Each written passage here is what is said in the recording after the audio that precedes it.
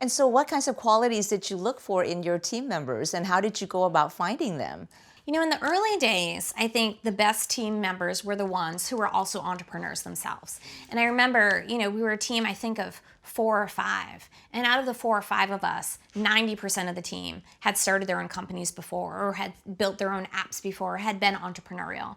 And even up to 20 people, they were all generalists. They were willing to dig into lots of different areas and continuously learn and continuously just build and iterate and get better. And so finding people that really want to roll up their sleeves and are really engaged in the mission and vision of what you're creating was so important. What was the scariest part of what you were building and trying to do?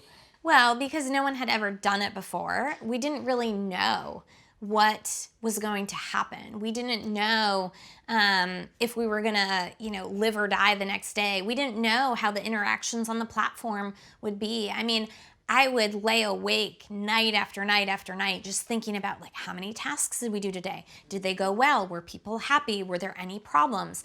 I mean, What if you got a weirdo who appeared on someone's doorstep? Absolutely, right? And so that stuff would keep me up at night all the time.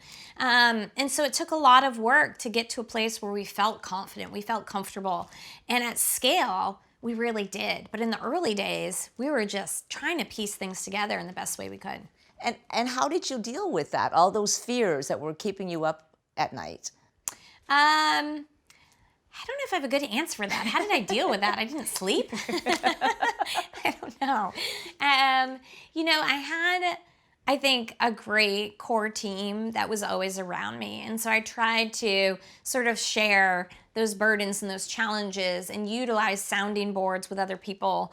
And I think that's what made it bearable. I think if it was all just me on my own, that would have been too much.